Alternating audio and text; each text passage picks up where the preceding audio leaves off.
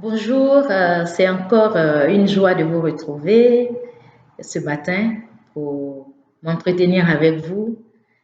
Je veux toujours commencer par vous dire merci. Merci pour votre intérêt à notre page Facebook, Catherine Guessin, et à nos publications, nos vidéos. Merci, ça me fait du bien. Autant que cela vous fait du bien, moi aussi, je tire vraiment des bénéfices de tous ces échanges, de toutes ces recherches dans la parole de Dieu. Comme je vous disais, mon but, c'est de vous faire aimer la parole de Dieu. Vous voyez, dans la Bible, on trouve des réponses à toutes les questions de notre vie. Dans la Bible, on trouve des réponses, des explications, des directions pour plusieurs sujets de notre vie. Et ce matin, j'ai choisi de parler de la déception, du piège de la déception. Je me suis posé la question de savoir comment sortir de la déception. Parce qu'on entend souvent dire, hein, je ne crois pas être la seule. Oh, il m'a déçu, elle m'a déçu. Je m'attendais à plus de sa part. J'espérais plus d'elle. J'espérais plus de lui. Comment elle a pu me faire ça? Comment lui, ce qui je comptais, il a pu me faire ça? Et nous sommes souvent déçus et nous restons dedans. Parce que tout simplement, nous n'avons pas compris ce que c'est que la déception. Nous n'avons pas compris le problème qu'il y a derrière la déception. Et dans mes interrogations, dans mes prières, un jour, je me suis adressée à Dieu et je lui ai demandé de venir au secours de mes déceptions. J'étais dans un piège d'une personne déçue qui ne savait pas vraiment comment avancer. Et Dieu ne s'est pas fait prier pour me répondre. Et je vais vous lire en fait ce qu'il m'a dit. Je vais vous lire ça, ce que j'ai reçu ce jour-là et qui m'a apaisée. Il a dit la chose suivante. Il dit, Cathy, tu sais, vous êtes souvent déçus, donc il parle à tout le monde, je pense. Il dit, vous êtes souvent déçus parce que vous faites trop confiance à l'homme et pas suffisamment confiance à Dieu que je suis. Vous venez à moi seulement quand c'est chaud et que vous n'avez pas eu ce que vous espériez des hommes. Quand vous n'avez plus d'issue, ne pensez pas que, mon Dieu, je me réjouisse de vous voir au bout du rouleau avant de venir à moi. Mais je préfère vous voir faire la bonne expérience pour avancer sur le bon chemin. Je suis tellement désolée de vous regarder, vous débattre, mais avec mon cœur de père, je vous reçois. Tu vois, ma fille Cathy, dans beaucoup de situations, on n'est pas obligé de faire tous ces tours-là pour arriver là où on est. Mais vous ne me comprenez pas. Et quand je vous envoie, je tire sur la sonnette d'alarme, vous ne me comprenez pas. Vous mettez votre confiance en l'homme, alors que je vous ai dit dans ma parole que c'est dangereux de le faire.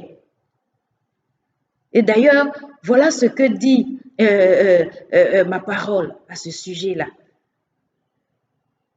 Et je suis partie fouiller dans la Bible et j'ai trouvé 3 passages où il y a une mise en garde claire et nette sur le risque de mettre sa confiance en l'être humain, en l'homme. Il dit, maudit soit l'homme qui fait confiance à ce qui est humain, qui prend des créatures pour appui et qui détourne son cœur de l'Éternel. Ça, c'est le prophète Jérémie qui le dit dans le chapitre 17, verset 5. Un autre verset dit, mieux vaut chercher un refuge en l'Éternel que de mettre votre confiance dans l'homme. Ça, c'est dans le psaume 118, verset 8. Et un troisième verset, arrêtez de placer votre confiance dans l'être humain. Sa vie n'est qu'un souffle. Telle est en effet sa valeur. Ésaïe chapitre 2, verset 22. Donc, l'homme même, quand il pense qu'il fait des efforts, il n'est pas capable de vous satisfaire. Il trahira votre amour, il divulguera vos secrets, il critiquera vos choix et vos projets. mais placez entièrement votre confiance en moi. Et c'est l'Éternel qui continuait de lui dire ainsi.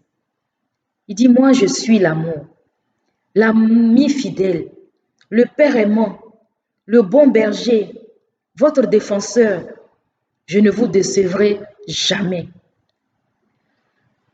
Mes amis, quand un père vous parle en ces termes-là et qu'il attire votre attention sur le fait que, en fait, au lieu de lui faire confiance à lui, Dieu, nous mettons notre confiance en l'homme, alors qu'il nous a déjà averti que c'est une mauvaise chose que de mettre notre confiance en l'homme.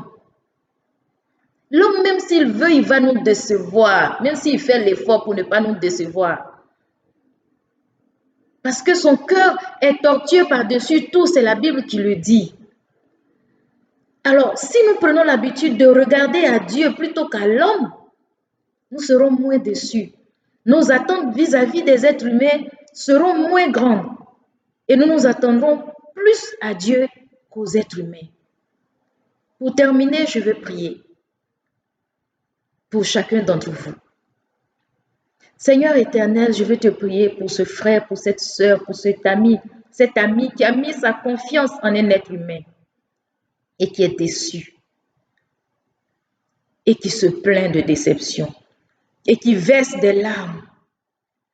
Comme tu as parlé à mon cœur, je te prie de parler à son cœur et de lui expliquer que c'est toi seul Dieu qui est digne d'une confiance absolue et que c'est toi qui ne déçois jamais, mais que les êtres humains, malgré leurs efforts, peuvent décevoir, Seigneur. Parle à leur cœur. Exprime-leur ton amour. Exprime-leur ta volonté de les voir vivre une vie abondante, une vie qui ne souffre pas en fonction des circonstances, une vie qui ne vacille pas en fonction des circonstances et du mal qu'on peut recevoir des êtres humains.